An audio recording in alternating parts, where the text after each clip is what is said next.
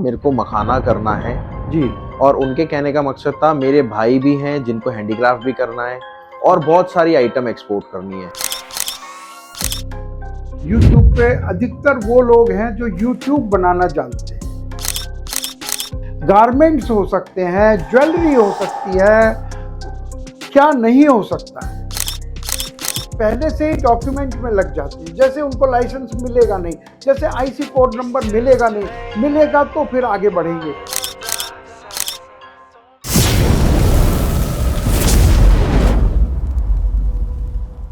Sir बहुत बहुत नमस्कार। नमस्कार राहुल जी। सर सुभाष यादव जी का एक सवाल था, मेरे को मखाना करना है जी। और उनके कहने का मकसद था मेरे भाई भी हैं जिनको हैंडीक्राफ्ट भी करना है और बहुत सारी आइटम एक्सपोर्ट करनी है। जी जी। पर पूरे YouTube पे मेरे को कोई ऐसी वीडियो नहीं दिखी जो कि एक ही वीडियो में एक्सपोर्ट का पूरा प्रोसेस बताया जाए। सभी अपना कोर्सेज प्रमोट करते हैं। बिल्कुल। तो मेरी आपसे रिक्वेस्ट है, एक ही वीडियो में आप जो एक्सपोर्ट का पूरा प्रोसेस होता है उसके बारे में प्लीज डिटेल में बताएं।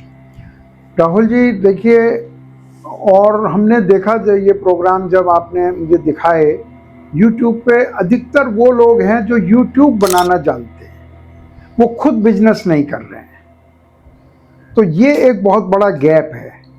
तो हम इस गैप को भरने की कोशिश कर रहे हैं कि जो बिजनेसमैन वो YouTube नहीं बनाते, यूट्यूबर बिजनेसमैन नहीं है। तो हम कोशिश करेंगे। आपने पूछना चाहा मखाने के बारे में, तो चाहे वो मखाना हो या कोई भी प्रोडक्ट हो, एक्सपोर्ट की प्रोसेस सेम की सेम है। मखाना आजकल ट्रेंडिंग में है थोड़ा सा, इस पर एक मिनिस्ट्री भी बना दी है बिहार गवर्नमेंट ने उसको डेवलप करने के लिए, लेकिन सभी का प्रोसेस सेम है। ये शुरू होता है एक्सपोर्ट का प्रोसेस प्रोडक्ट सिलेक्शन से। जैसे आपने एक एग्जांपल के लिए कहा मखाना है जी, लेकिन कोई भी प्रोडक्ट हो सकता है, और भी कुछ भी हैंडीक्राफ्ट हो सकता है। अभी आपने कहा उनके हैंडीक्राफ्ट करते हैं, गारमेंट्स हो सकते हैं, ज्वेलरी हो सकती है, क्या नहीं हो सकता है। तो हर चीज़ का लेकिन एक प्रोसेस है। तो इसमें ये कहेंगे हम कि सबसे ज़रूरी है प्रोडक्ट सिलेक्शन।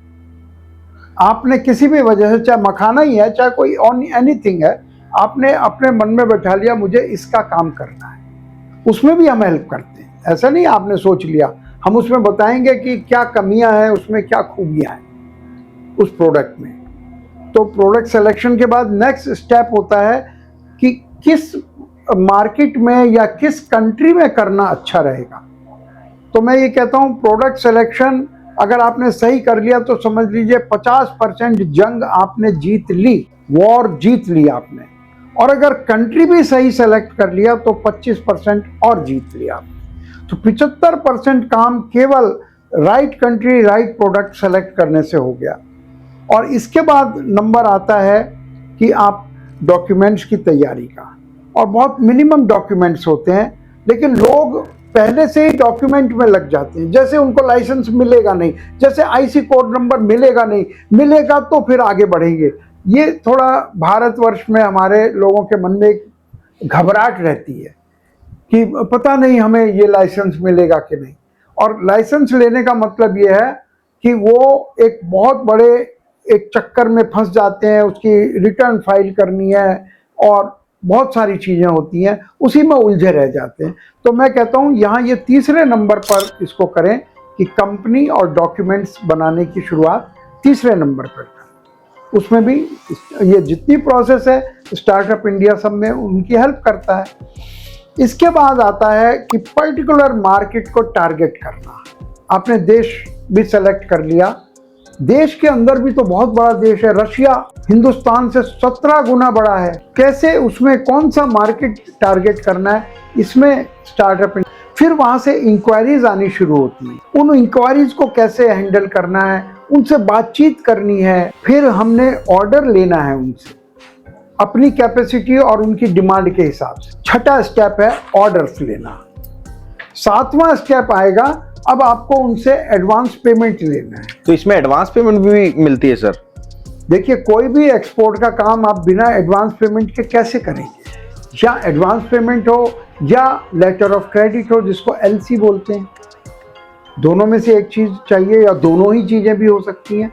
तो ये तरीका, ये पूरा एक प्रोसेस है जिसको स्टार्टअप इंडिया एक्सप्लेन करती है, हाथ पकड़ के सिखाती है। और 7वां स्टेप था, अब 8वां स्टेप आ गया, आपके पास पेमेंट भी आ गई, ऑर्डर भी आ गया। अब आप उसको गुड्स प्रिपेयरिंग है, उसको बनाना शुरू करते हैं। चाहे उसमें आपके पास पैसा कम है तो बैंक से भी एलसी के आधार पे आपको मिल जाता है, पैसा मिल जाता है, या प्राइवेट कलेक्ट करें। तो इसका ये फ़ायदा है, जब आपका गुड्स बन गया तो आपको ध्यान रखना है कि पूरा पैसा आने पर ही आप डिस्पैच करें। तो उसको फिर डिस्पैच करना है, उसमें हो सकता है वो उसको इंस्पेक्ट भी करें आकर। तो ये बड़े बहुत ही डेलिकेट मैटर्स हैं। अगर वो इंस्पेक्ट करने आया और उसने माल में कबियां निकाल दी तो आप किसको दिखाओगे? सही बात तो है। ये चीज़ों में सावधानी रखना ही स्टार्टअप इंडिया का काम है, क्योंकि एक्सपोर्ट इंपोर्ट में बहुत से लोग फेल हो जाते हैं एक पूरी जानकारी नहीं होने की वजह से। जबकि उनके पास माल है, उनके पास ग्राहक है, लेकिन वो मिसकम्युनिकेशन की वजह से माल डिस्पैच हो गया, डिस्पैच होने से पहले पूरा पैसा आ गया और ये प्रोसेस, एक्सपोर्ट की प्रोसेस पूरी हो गई। सर, क्या ये प्रोसेस जानने के बाद कोई एक्सपोर्ट स्टार्ट कर सकता है? देखिए, प्रोसेस जानने से स्टार्ट नहीं होता है। जब आप एक प्रोडक्ट एक्चुअल पकड़ के, चाहे छोटा सा प्रोडक्ट हो, उसका छोटा सा एक्सपोर्ट नहीं करेंगे तब तक आपको सीखने को नहीं मिलेगा।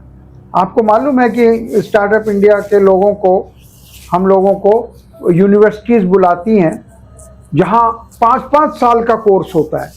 वो लोग भी कहते हैं कि एक्चुअल एक्सपोर्ट करना तो हमें आता नहीं, जबकि उनके प्रोफेसर कहते हैं कि हमें नहीं आता।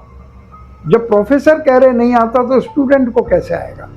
तो जो प्रैक्टिकल है वो थ्योरी से बिल्कुल अलग है। जो आजकल चुनावों का और ये सब सीजन है, जो एमपी और एमएलए बनते हैं उनको भी ट्रेनिंग दी जाती है कि आप कैसे पार्लियामेंट में बैठ के बोलो, जबकि वो तो कह सकते हैं हम तो, पब्लिक ने हमें सेलेक्ट किया, हमें ट्रेनिंग की क्या ज़रूरत है? तो ट्रेनिंग के बगैर कोई काम नहीं हो सकता, और वो ट्रेनिंग वो ही देना चाहिए जिसने उस काम को किया है। बिल्कुल, thank you sir, thank you, धन्यवाद आपका। मिलते हैं अगली वीडियो में। अगली वीडियो हमारी इंपोर्ट के ऊपर होने वाली है, तो प्लीज़ पूरी वीडियो ज़रूर देखें। और सर ने अपना पूरा टाइम निकाल के आपको ये गाइड करा है, और आप कोई भी सवाल जवाब हो तो नीचे चैट बॉक्स में आप ड्रॉप कर दीजिएगा। चलिए मिलते हैं अगली वीडियो में। Thank you sir, thanks a lot.